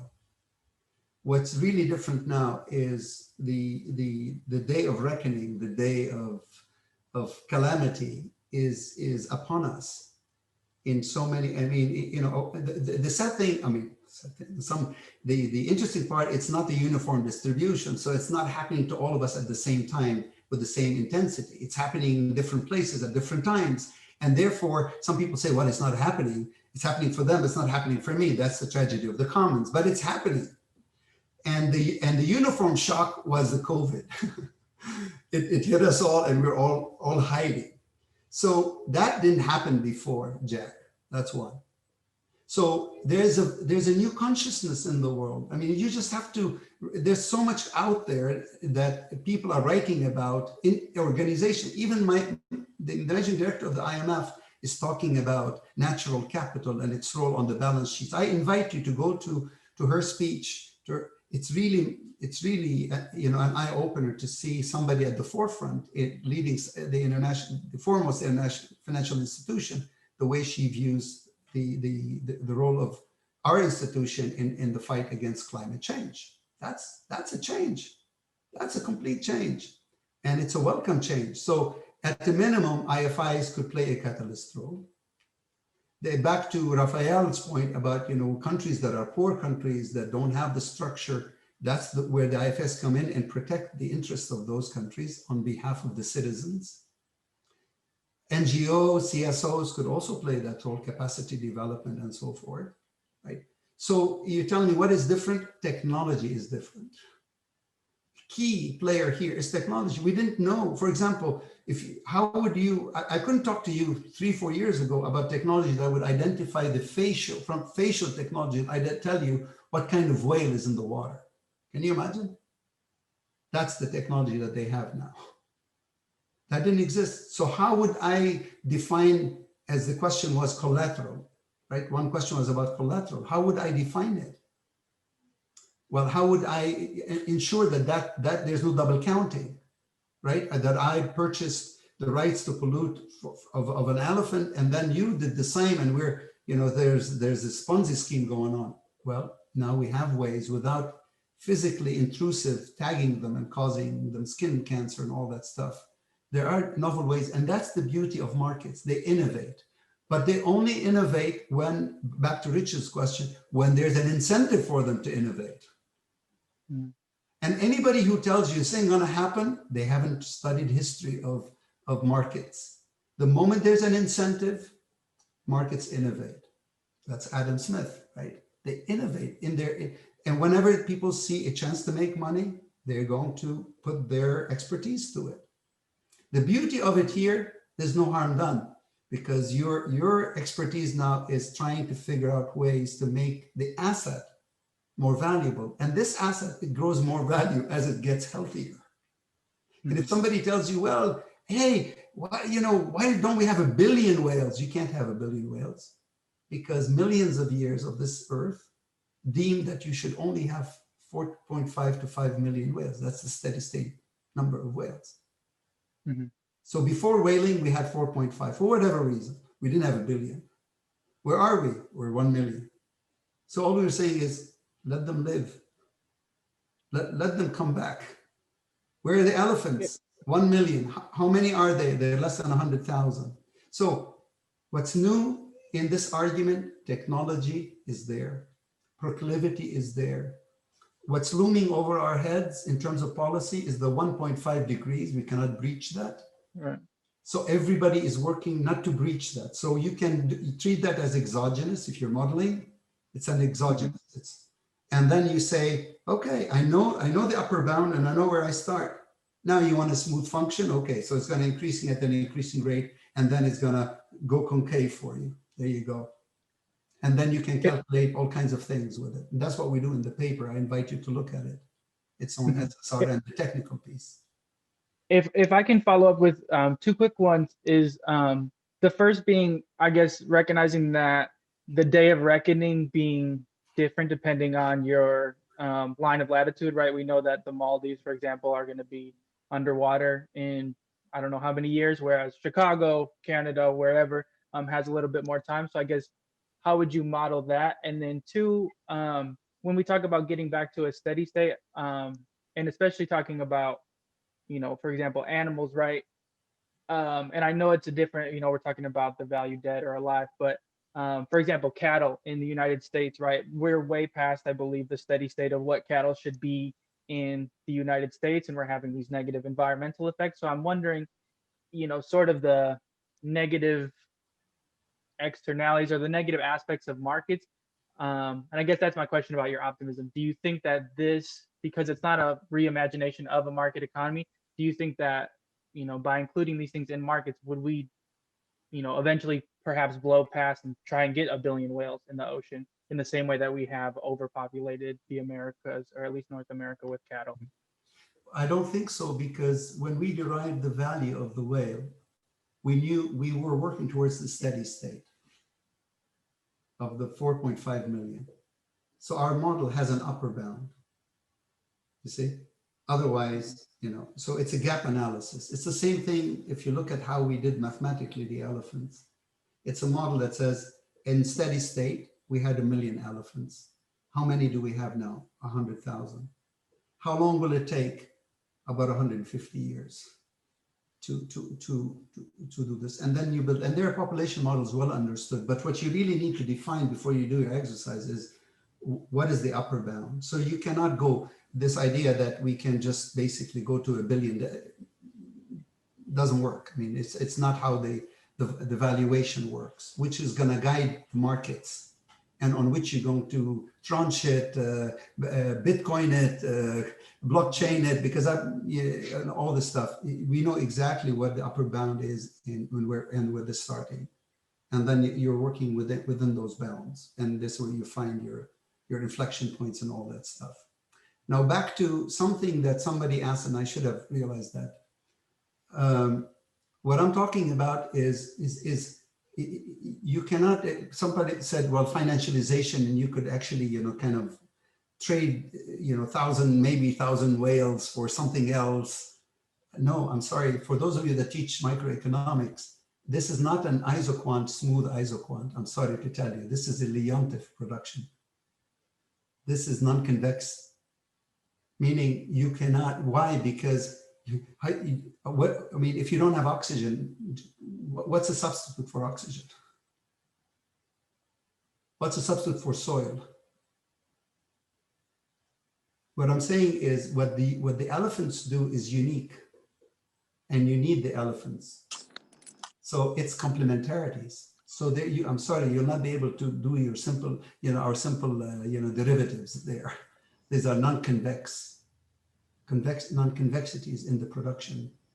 In the theory of capital, if you like, you're defining a new capital, which is, natural capital, which you need to add and value, and then figure out what changes. So, and again, the model that we have right now is the one that delivers the overvaluations and extermination of species, because we're seeing it with our own eyes. By the way, do you know why we've destroyed nature? Because we priced it at zero. Very simply, right? Go back to your economics 001 that we teach. Suppose something is an infinite supply, which is, and if you tell me where is it coming from? It's coming from the age of Renaissance. It's coming from the Enlightenment. And if I had the books with me, I would actually read you excerpts from those charge of enlightenment, how they set us astray, because they're the ones, as I said before, who believed that nature was limitless, in their own words. We were endowed with infinite commodities, according to Francis Bacon in his book, Novum Organum. Go read it. Okay? And impacted everybody else. So all the Renaissance guys were saying, we are masters of the universe. We are, and the paradigm shift was, we are separate from nature. That's why everything became human-centric. That's my own interpretation, I apologize, of the literature. We became, it's like navel gazing, right? You're just in love with yourself. And you forget that you are part of the natural world. That's what animals never forget. But we forgot that at our own peril. And that's why we pollute with impunity. That's why we went to extreme. Because when something is infinitely supplied, why should you worry about it? It's always there. So you can pollute with impunity. You can cut with impunity. You can extract with impunity. What nature is telling you is, no, I am not infinitely supplied to you. You are part of me. You are part of this world. You have to come back to your roots. You have to understand that you and I are partners. So you have a Leontief production. Leontief. I'm part of this equation. You cannot replace me with something else. There's nothing. If there's no nature, there is nothing. By the way, the ocean is not just a body of water. It's a body of living water. When oceans become a body of water, that means the ocean has died. It means we are also dead. Remember, that's 4/5 of the planet. As for markets, I invite you to look at 8 trillion, there's a website now called 8trillion-trees.com. You can go there now and purchase your carbon credits to offset your carbon footprint. So there's a company out there selling all you do is you tell them how much is your carbon footprint, and they'll tell you how much money you should pay to offset your carbon footprint, and they plant trees to offset. But let's remind ourselves, that's on 1/5 of the planet. And young trees don't capture carbon.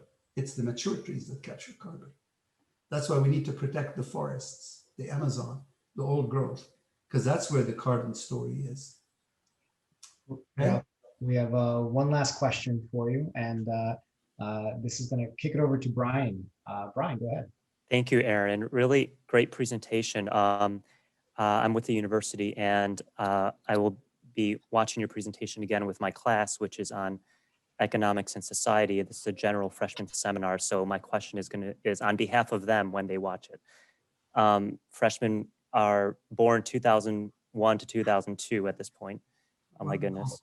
And so the question is, of course, what can I do?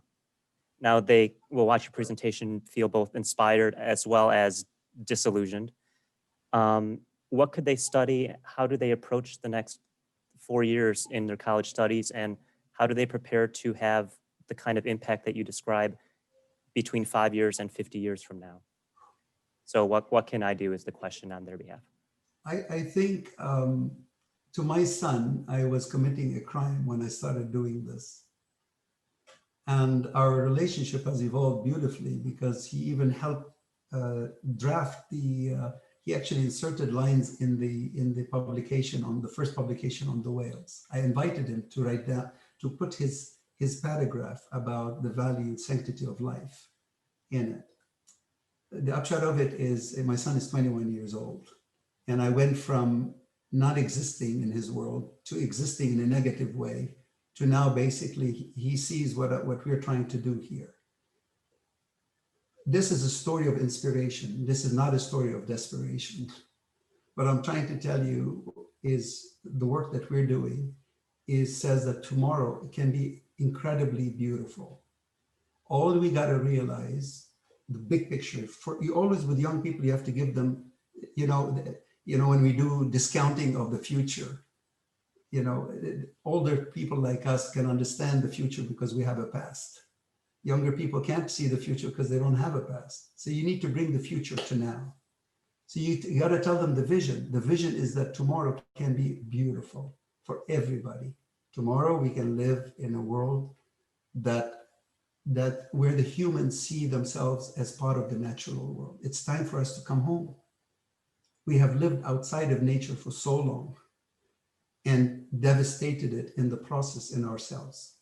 So it's not that there is no way, there is a way, but you always have to have a shock which wakes you up. Hopefully we've woken up and we can come back from the precipice, but so we can step back before we go over.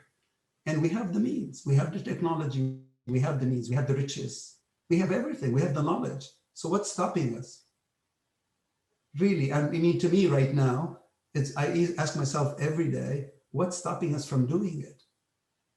Okay, we can work out the details of, the contracts, and this is just, for me, is, yes, important details, but they remain details. The vision is, for your class, is you can have a meaningful life, even if you want to be in the financial world. But by whatever you do, ask yourself, how does that impact nature? If you just ask that question, it opens up a lot for you. I have a dear friend of mine. She once told me, Ralph, it'd be wonderful for a young person starting their career. Imagine this ad where somebody my age comes up to them and says, well, young lady, you're starting your career, you should invest for your old age. And then I give her the usual spiel, you're young, you should invest in stocks and blah, blah, blah. Or you can invest in bonds. And she kind of looks at me and says, I'd like to invest in a whale. That'd be cool.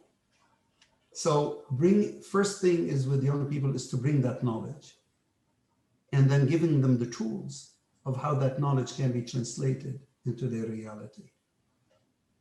So what you're doing is incredibly important, is opening their minds that, by the way, nature is very valuable, alive, not dead. Everything we have done so far has been taking nature out, taking life out of nature, whereas the game is just the opposite. Keep life in nature, and suddenly nature thrives and we thrive with it. And all the tools that you're going to study at DePaul, be it finance or marketing or management information systems or economics, all these tools you can use to achieve this objective of living a better life. It's a win-win. To me, it's very clear. It's just that we need to get going. It's not enough I understand that part of our mission is to share that knowledge and to bring people with us. So the outreach is very important. I learned that in being in public policy for 22 years, that it's not enough to have a good idea. You have to share it. And you have to modulate it by the type of audience that you have. When you talk to children, it may be the same idea, but the language is different. When you talk to scientists, you speak their language. When you're in Japan, you try to speak in the language of the culture of the Japanese people if you want to make an impact. So you need to modulate your language, your message, so that the audience becomes part of the solution. Wonderful, thank you. Thank you. With that, thank you so much, Ralph. Round of applause, virtually. Click your little button if you want. Yeah. Thank you very much for joining us and your time, Ralph. This was a wonderful talk. I really appreciate it.